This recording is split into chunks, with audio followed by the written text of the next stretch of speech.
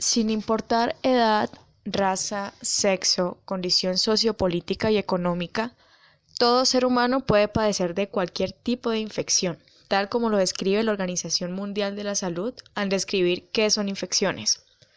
Las enfermedades infecciosas son causadas por microorganismos patógenos, como las bacterias, los virus, los parásitos o los hongos, y esas enfermedades pueden transmitirse directa o indirectamente de una persona a otra. Las zoonosis son enfermedades infecciosas en los animales que pueden ser transmitidas al hombre. De hecho, y dependiendo de la condición de la persona, la zona donde esté viviendo y otros factores, estos microorganismos pueden reproducirse con mayor facilidad.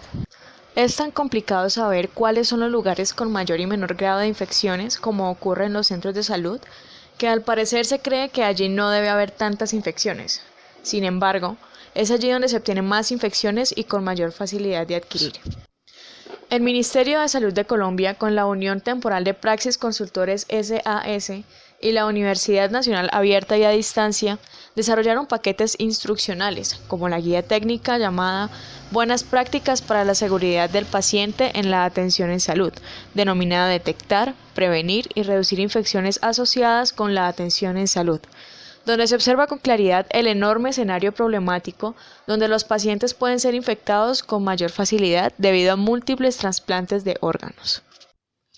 Las infecciones en el sistema nervioso central constituyen una emergencia médica, pues su alta morbilidad y mortalidad requieren un diagnóstico y tratamiento oportuno, dice Uribe, al referirse de la gravedad que se presenta en esas clases de infecciones.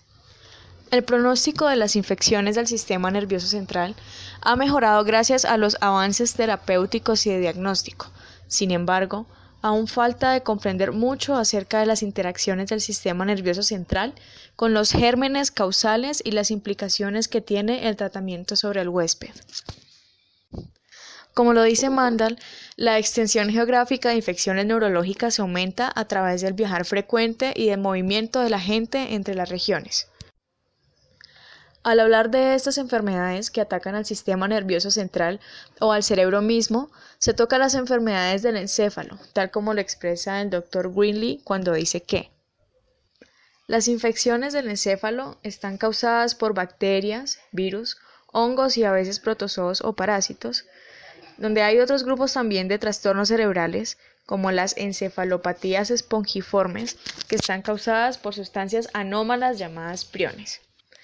Las infecciones pueden causar una inflamación del encéfalo y, por otro lado, los virus son la causa más frecuente de la encefalitis.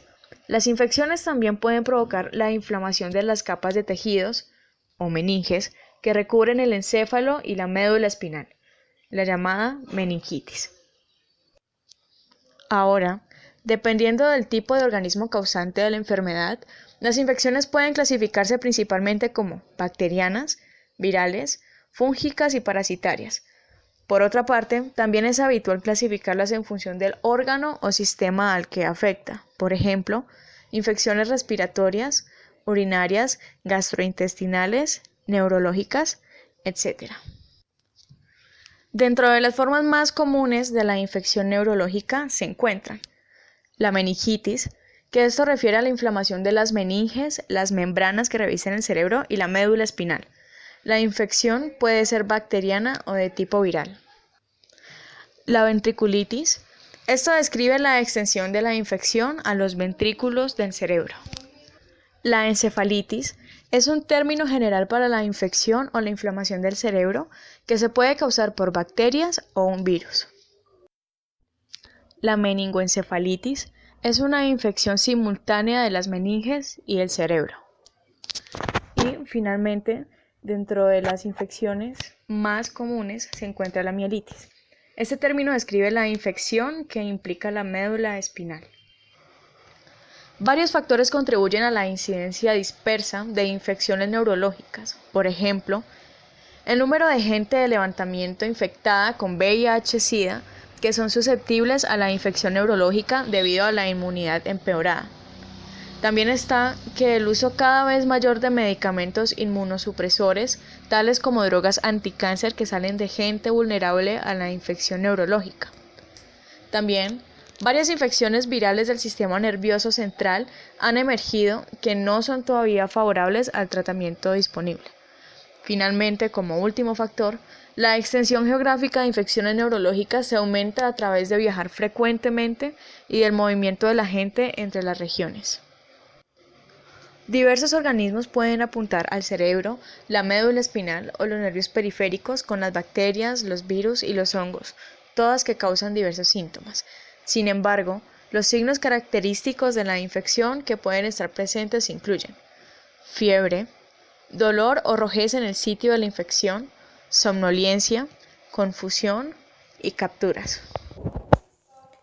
Las infecciones del cerebro. El cerebro tiene una extraordinaria resistencia a las infecciones, pero cuando esto ocurre, las consecuencias son muy graves. Estas infecciones pueden ser causadas por bacterias, virus, hongos y a veces por protozoos o parásitos.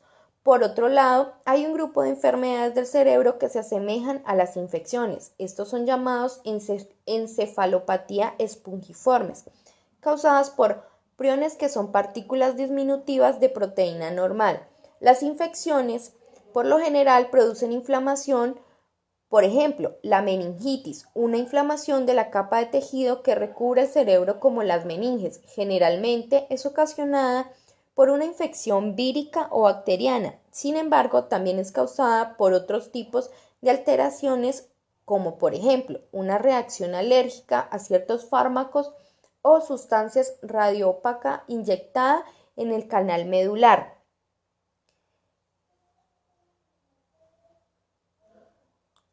O como parte de un procedimiento diagnóstico, como por ejemplo la meliografía.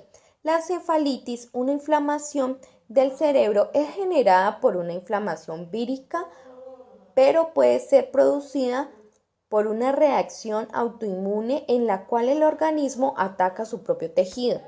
Las infecciones del cerebro pueden afectar una zona extensa o pueden estar localizadas a una manera de acumulación de un acceso en el cual se asemeja un furúnculo, el cual puede desarrollarse en cualquier parte del cuerpo, inclusive en el cerebro.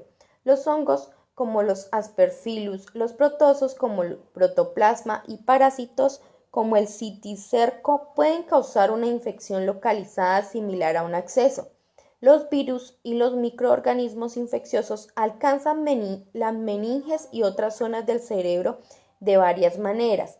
Pueden ser transportados por la sangre, penetrar en el cerebro del exterior como consecuencia de un traumatismo o una intervención quirúrgica o propagarse a través de estructuras infectadas como los senos paranasales o los endometrios. Esto por lo general produce encefalitis.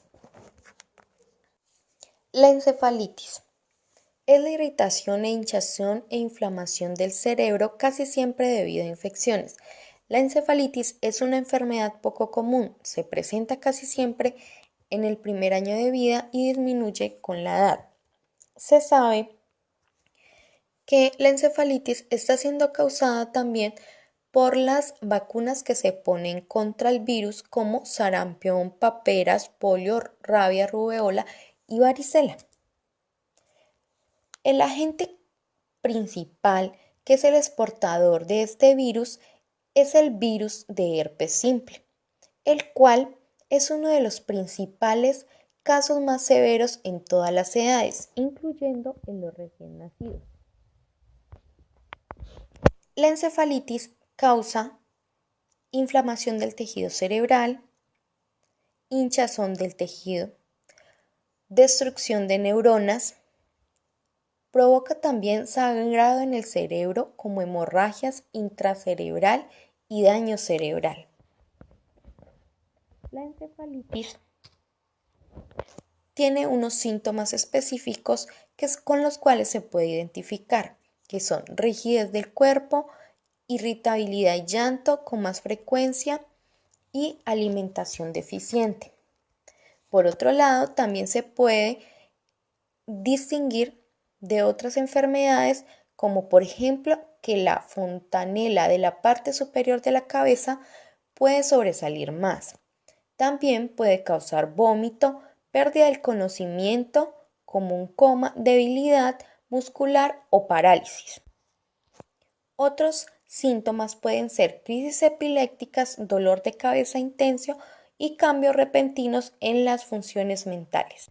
La encefalitis puede ser diagnosticada a través de resonancias magnéticas del cerebro, tomografía computarizada, función lumbar y examen del líquido cefalorraquídeo. ¿Cómo se puede cuidar la encefalitis? La encefalitis se debe cuidar de la siguiente manera: teniendo una asistencia respiratoria, al igual que un cuidado con el control de las funciones respiratorias y cardíacas. Líquido intravenoso para asegurar la hidratación y niveles adecuados de minerales esenciales. Medicamentos antiinflamatorios como corticosteroides para reducir la inflamación y la presión dentro del cráneo. Medicamentos anticonvulsivos como la fenitoína para prevenir y detener las convulsiones.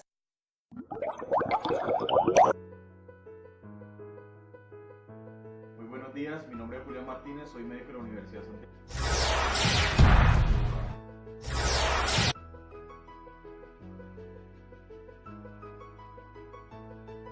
En el mundo de la medicina tenemos 4 tipos de infecciones que pueden ser las bacterianas, las virales, las de los parásitos o las de los hongos.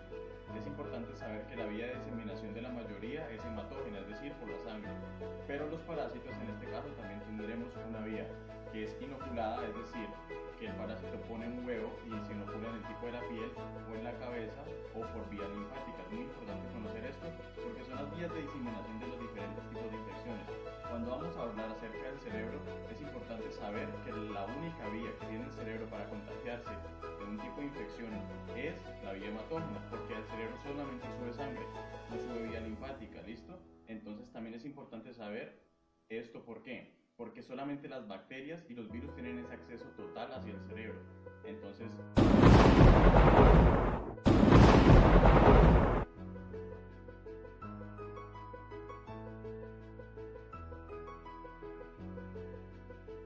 identificar una infección en un paciente hay que tener en cuenta los signos y los síntomas que éste presenta. La mayoría de infecciones, por no decir todas, los pacientes van a referir fiebre. Por eso decimos que cuando un paciente llega con fiebre quiere decir que tiene una infección, ya sea de tipo viral, bacteriano, micótico o parasitario.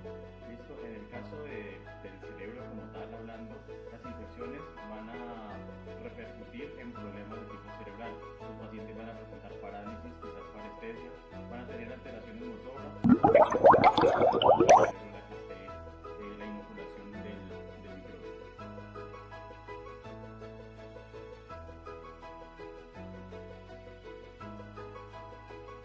Bueno, dadas las características de las infecciones, no hay un protocolo específico para saber qué se debe seguir. Es muy importante primero que todo encontrar con la clínica y la epidemiología de la mano qué infección tiene el paciente, porque es que los síntomas y los signos son muy inespecíficos a pesar de que están en el cerebro.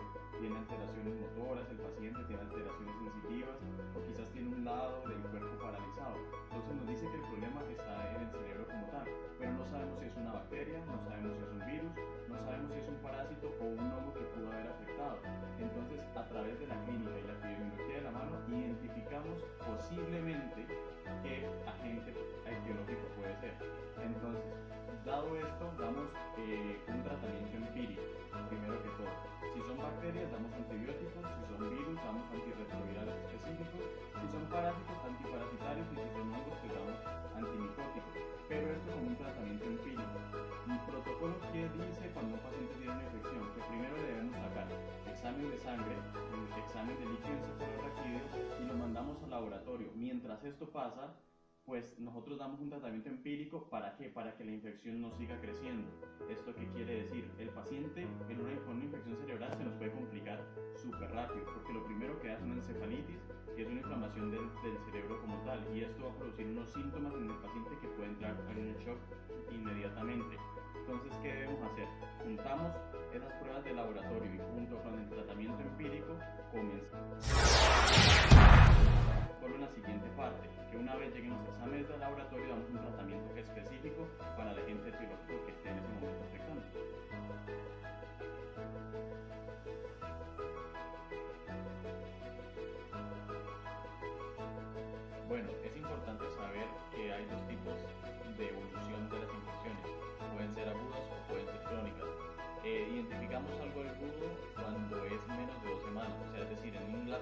semanas un paciente inició con signos y con síntomas, y algo crónico es con una evolución de más de 12 un año con estas alteraciones. Resulta y acontece que los pacientes con infecciones cerebrales pueden presentar delirios, alucinaciones o cambios del comportamiento, dependiendo del área que esté afectada como tal.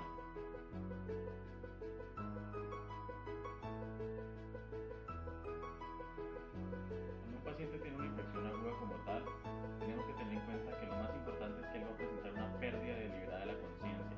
El paciente no va a saber dónde se va a encontrar, no sabe dónde está totalmente desorientado. Tiene una alteración de la escala de Glasgow, que es lo que nos identifica que el paciente tiene como tal una infección cerebral. Ahora, los pacientes crónicos van a tener más que todo alteraciones sensitivas, van a tener anosmia, van a perder el gusto o sin embargo van a tener hipoacusia. Entonces, a partir de esto, la sensibilidad de los pacientes va a quedar totalmente abolida. Esto va a la infección. Esto nos va a significar que el paciente pueda tener muchísimos episodios psicóticos o delirantes que son de tipo biológico. Entonces es importante identificar mucho en pacientes psiquiátricos que la alteración que él tenga sea biológica.